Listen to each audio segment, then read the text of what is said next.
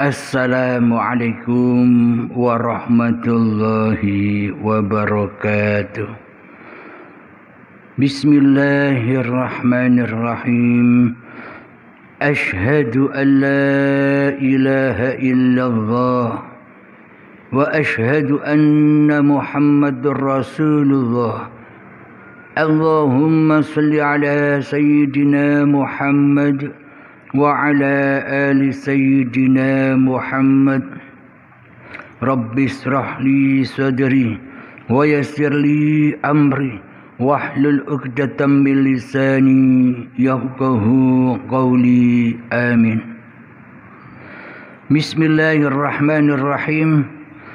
Salam santunku buat para sahabat tercinta dimanapun kalian berada. Semoga kita semua selalu di dalam lindungan Allah Subhanahu wa ta'ala. Amin ya rabbal alamin. Pada pagi yang indah ini, mari kita sapa, mari kita sambut sahabat kita yang dari seberang sana, yang mana sahabat kita ingin bertanya. Mari kita dengarkan bersama-sama. Assalamualaikum warahmatullahi wabarakatuh. Buat Ustaz Abdul Kalim dan sahabat-sahabat yang menjalani ilmu ketuhanan ini. Saya Adnan daripada Kuala Lumpur. Begini Ustaz, apabila kita mengamalkan atau mempelajari ilmu syariat dan juga hakikat, pada akhirnya, penghujungnya kita akan menemui kesesatan. Jadi, mohon kepada Ustaz untuk menjelaskan, menerangkan jalan keluar daripada perkara ini. Sekian, terima kasih. Wabillahi taufiq wa hidayah. Wassalamualaikum warahmatullahi wabarakatuh. Alhamdulillahirabbil alamin. Pada inti pertanyaannya, bila kita hanya bersyariat saja tanpa berhakikat, itu zalim, itu sesat, itu batil.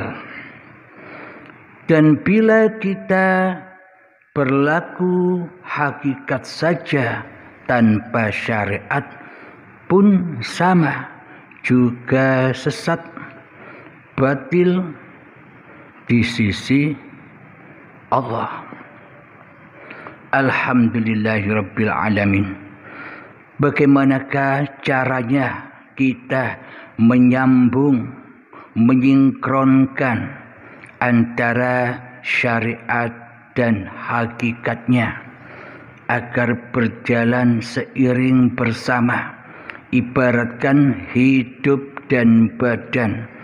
Badan adalah syariatnya, hidup adalah hakikatnya. Karena tanpa hidup, badan pun takkan pernah bisa bersyariat. Alhamdulillahirabbil alamin. Mayoritas pemahaman kita tentang babagan syariat selama ini hanyalah perilaku-perilaku di dalam menjalankan syariat-syariat agama. Contoh syariat solat, contoh syariat ibadah, dan syariat-syariat yang lain. Pada pandangan kita selama ini syariat itu hanya disandarkan pada laku-laku ibadah-ibadah yang kita kerjakan setiap hari saja. Itulah yang dinamakan syariat. Akan tetapi luaskanlah pandangan kita tentang syariat itu. Apabila di sisi Allah itu syariat amat sangatlah luas. Jadi syariat di sisi Allah itu sejak bangun tidurnya badan hingga sampai tidurnya kembali badan ini, inilah yang dimaknai, yang disebut syariat. Yakni seluruh perjalanan, seluruh pergerakan-pergerakan tubuh kita inilah yang disebut syariat.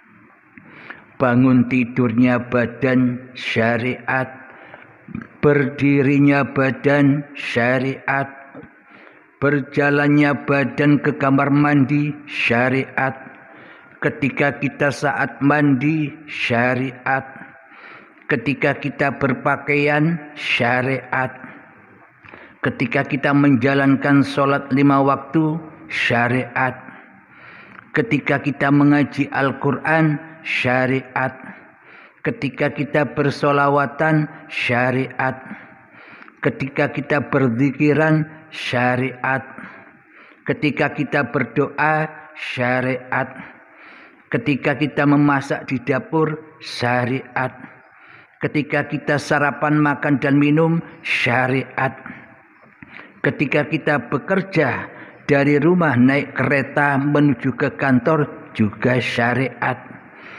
ketika kita sudah bekerja di dalam kantor syariat.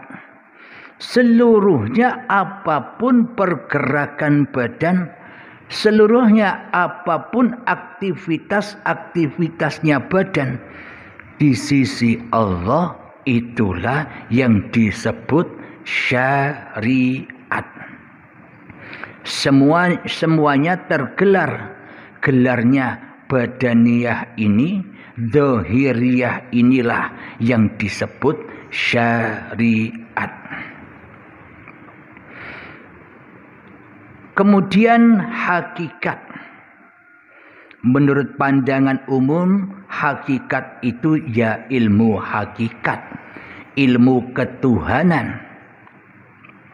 Maka dari itu selama ini banyak ketidaksinkronan pada mayoritas saudara-saudara kita yang kita cintai di luar sana, karena di dalam hatinya membedakan antara ilmu syariat dan ilmu hakikat.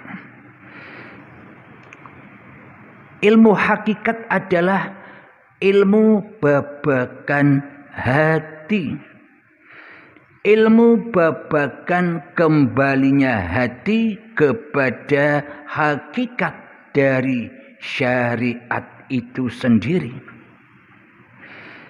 Akan tetapi karena hakikat selama ini kita anggap sebagai ilmu yang beda dengan ilmu syariat, maka inilah yang memisahkan kita selama ini antara syariat dan hakikat.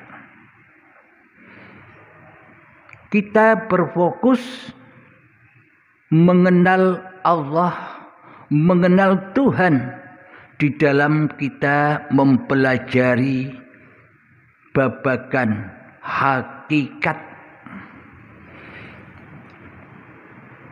Jadi awalnya bersyariat, terus hijrah, pindah kepada hakikat. Dikarenakan selama ini syariatnya ompong, dikarenakan selama ini syariatnya roboh, dikarenakan selama ini syariatnya mabuk dunia. Mari kita hayati, mari kita simak hati kita masing-masing selama ini. Ketika kita bersyariat,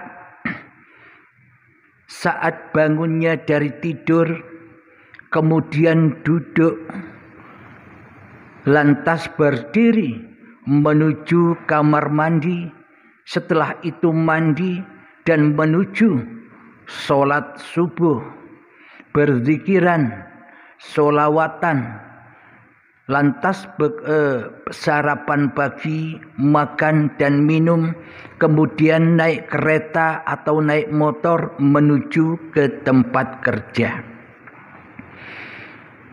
Kenapa dikatakan selama ini syariat kita syariat yang ompong, syariat yang roboh, syariat yang mabuk? Karena di dalam kegiatan dan aktivitas syariat yang selama ini kita jalani jauh dari Allah, tidak sambung kepada Allah, tidak rojiun kepada Allah, yakni syariat-syariat yang kita lakukan selama ini terputus dari rahmatnya Allah. Maknanya apa? Ketika kita bersyariat yang kita sebutkan tadi, di dalam hati kita yang wujud hanyalah diri manusia kita sendiri sebagai pelaku peran utama di dalam aktivitas-aktivitas keseharian kita. Kenapa kok dikatakan terputus dari rahmatnya Allah di dalam kita bersyariat selama ini? Karena di dalam hati kita selama ini yang jadi Tuhan bukan Allah.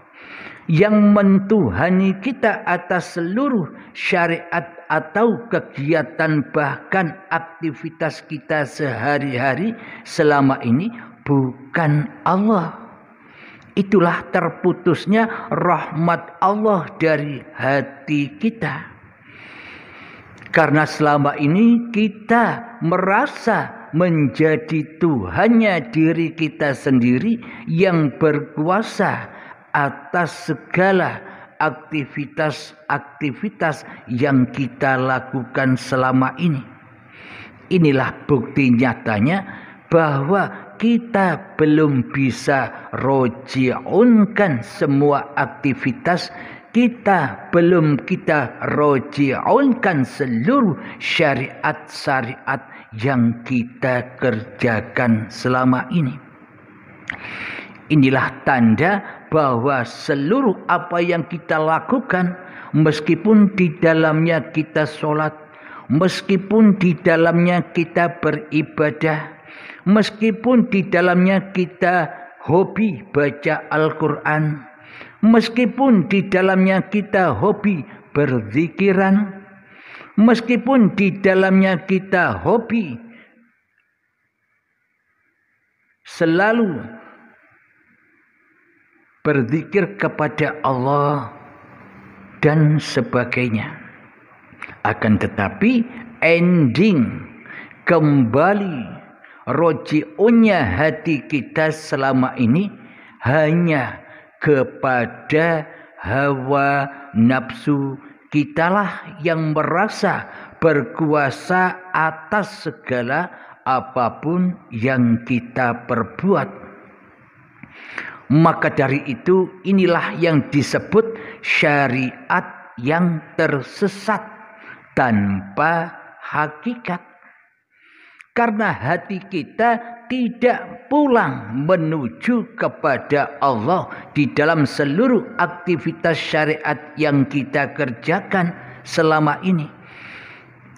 Karena seluruh aktivitas yang kita kerjakan, syariat yang kita kerjakan selama ini hanya diperuntukkan, hanya disandarkan, dipulangkan kepada salib yang terbesar di hati kita, yakni hawa nafsu kita sendirilah salib yang terbesar di dalam hati kita, yang selama ini selalu menghalang-halangi sampainya apapun syariat yang kita kerjakan sampai kepada Allah. Roji'un kepada Allah, kembali kepada Allah Subhanahu wa ta'ala. Karena terhalang oleh salib-salib Hawa nafsu kitalah yang merasa berkuasa. Hawa nafsu kitalah yang merasa berhak memiliki syariat-syariat yang kita lakukan. Sehingga praktek hati kita bukan lillahi ta'ala, akan tetapi hanya li nafsi selama ini. Semua yang ku kerjakan, semua yang ku syariatkan hanyalah dari kekuasaan diriku sebagai pelaku di dalamnya. Sehingga kita merasa bangga atas apapun yang kita lakukan. Sehingga kita merasa mulia dengan apapun yang kita kerjakan selama ini. Karena inilah disebut syariat yang tersesat. Karena inilah yang disebut syariat yang batal. Karena inilah syariat yang hancur, fana. Karena rojiun dan pulangnya hanya kepada salib. Salibnya diri manusia kita sendiri selama ini sebagai Tuhan yang mentuhani hidup dan badan kita selama ini, yang menghalang-halangi jumpa dengan Tuhan yang menciptakan diri kita selama ini. Karena nyembah salib inilah dosa dari dosa yang teramat besar di sisi Allah. Dosa yang tak pernah dapat ampunan dari Allah. Karena yang disembah di dalam hati kita selama ini bukan Allah, tapi salib diri kita sendiri yang merampok, yang merampas, yang menghaki, yang mengaku-akui bahwa seluruh kegiatan apapun yang kita lakukan, kita akui sebagai kekuasaan kita selama ini. Karena inilah tidak sinkronnya antara syariat dan hakikatnya.